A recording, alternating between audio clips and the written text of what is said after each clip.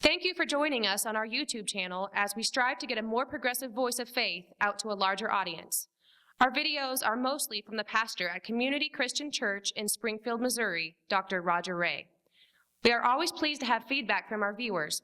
You can visit our website at spfccc.org or write to us at reverend.drray@aol.com. St. Helena, the sainted mother of Emperor Constantine, used her considerable influence and wealth, borrowing from her son, to build churches in the Holy Land. 3 centuries after the events described in the Gospels, she went to Jerusalem and to Bethlehem to build churches where Jesus was buried and where Jesus was born. Now, I've been to both of those churches several times, but then I have also been to Jericho, where the guide showed me the actual sycamore tree that Zacchaeus climbed up into so that he could see over the taller people when Jesus came to town. Now, Helena was no archaeologist. She wasn't determined to preserve history. She was a devout worshiper. And so when she asked the people in Bethlehem, where Jesus had been born, the locals showed her a little shepherd's cave. So she, of course, did not then enshrine the cave. She had the entire hill excavated and replaced the hill with a giant cathedral, and in the lower floor, rendered in very nice Italian marble, was a new shepherd's cave. Visitors to the Church of the Nativity are often treated to a rather plaintive Israeli tour guide who says that the manger that Jesus was born in is not there, not because of the obvious reasons that a crude wooden manger would have fallen into dust thousands of years ago, but the tour guide will tell you that it's not there because it was stolen by the Catholic Church and that it is now housed in the Vatican collection. The absurdity of that claim never seems to trouble Israeli tour guides, nor has it troubled the Vatican curators of their museum collections, who consistently refuse to relinquish the old wooden manger, which has no more to do with Jesus than I personally have to do with the Russian caviar trade. Sometimes it's just hard to embarrass religious people. One of the most difficult issues in teaching Bible to my college classes is the fact that we moderns tend to be very, very fact literal. You read the parables of Jesus, and he says that the kingdom of God is like a man that had 2 sons, or another parable says that the kingdom is like a woman who lost a coin. And students will get mad and say, well, which is it? You know, it can't be both. Is the kingdom like a man that had 2 sons, or is it like a woman that lost a coin? I sit in the back of our sanctuary sometimes and watch Dr. Trobish patiently teaching us about the Gospels and trying to understand them as stories and the great power of stories to reveal spiritual truths through the use of metaphor and paradox to open our minds to new realities. But inevitably, by the end of the class, someone will raise their hand and say, but how do we know all this really happened?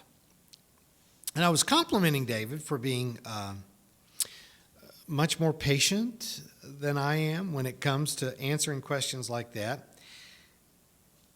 And in the midst of our conversation, someone walked up and demanded that Dr. Trobish explain to them how God could be so cruel as to kill all of the animals in the great flood of Noah, that the people had sinned, but the animals hadn't sinned. And so how could God kill every single animal except the few that were on the boat? And, I jumped in and said, don't you understand that the Noah story is not history? It's a sermon. It's a morality play, but it's not history. It never happened. And David interrupted me and said, well, actually, it not only happened, but it happens every time the story is told. For him, the telling of the story makes it real, not that you could actually go and find remains of a boat on top of Mount Ararat in Turkey. It is the telling of the story that conveys the message and makes it real in that moment when the community is gathered to hear the story.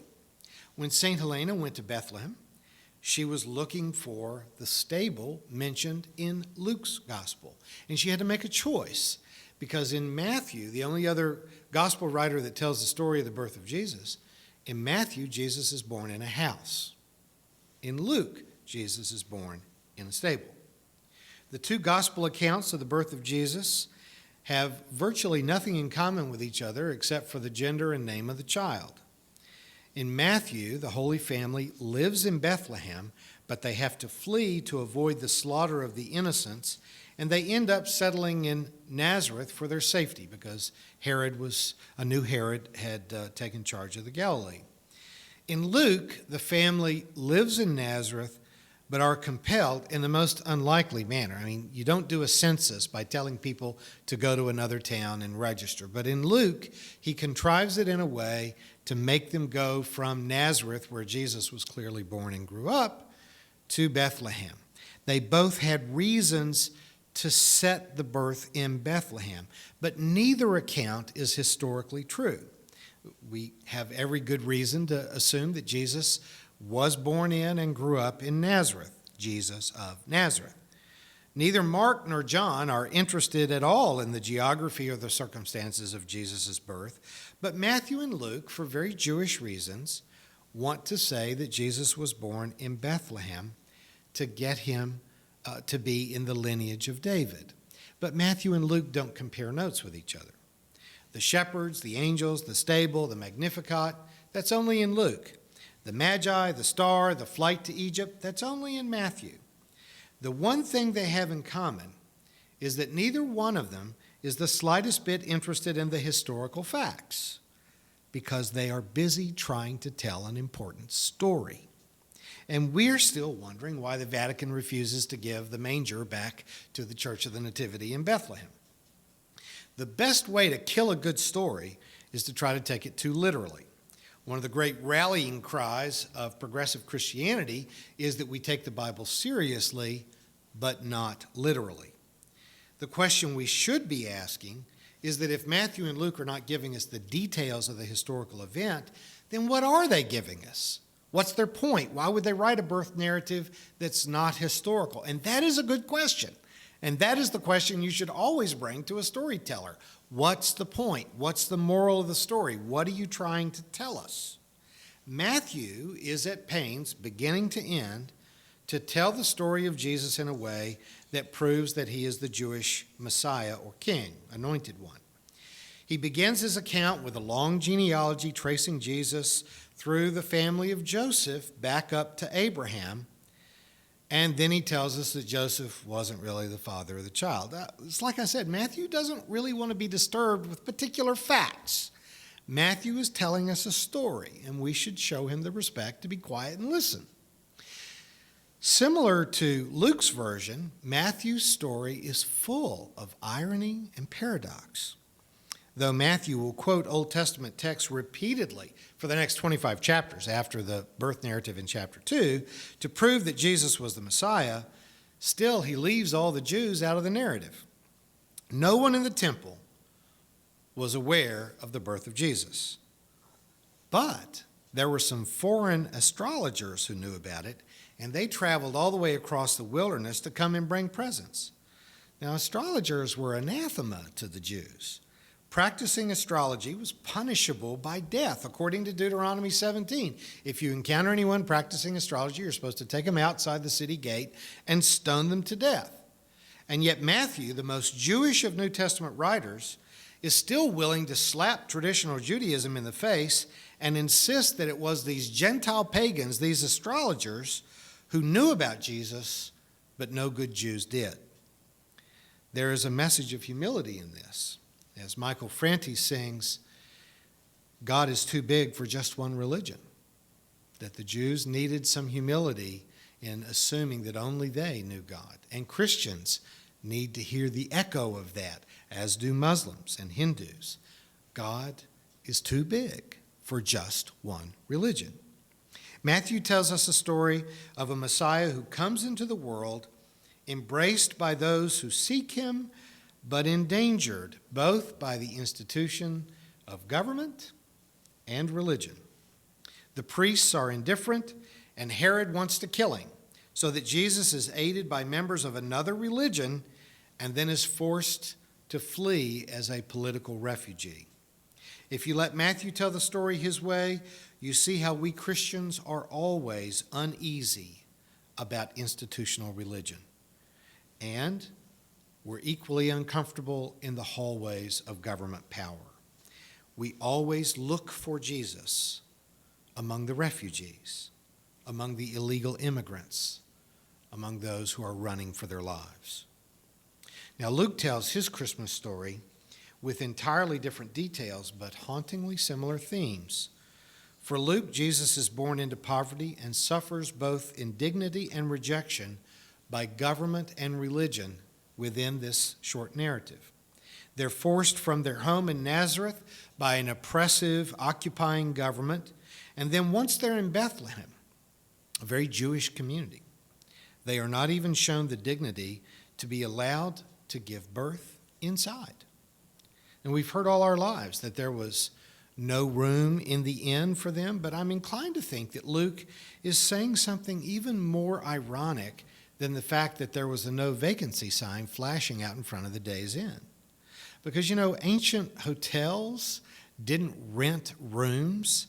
They're not like a Days Inn.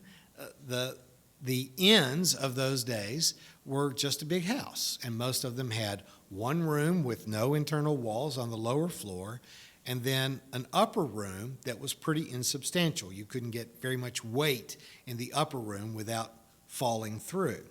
So the inns just charged you to come inside, and then you had to find a place that was safe to lie on the floor. So in the ancient world, at what point does an innkeeper say, I really don't want your money? I mean, at what point do you think they do that? It is possible that Luke is suggesting to us that for religious reasons, it's not that there was no room inside, it's that there was no room for Jesus inside, like a lot of churches. Again, in Jewish tradition, everyone who happens to be inside a house when a woman gives birth is defiled by the issue of fluids. So they have to actually go and make an offering. So if you let a woman who's obviously in labor pains come into an inn, then a lot of your other paying customers are going to demand a refund, and they're going to go somewhere else. So the innkeeper is standing at the door saying, not you, not you. And for everyone that has ever been rejected by formal religion or by family or friends, you understand what it's like to be told at the door, not you, no room for you. Not that there's no room for the next person, it's just that there's no room for you. So where do we find Jesus in Luke's story? We find Jesus out in the barn. Again, we romanticize this with creches, but if you've spent much time in a barn, you know what is in a barn and what a barn smells like and what it's like to be in the barn. And to whom is the divine birth announcement given?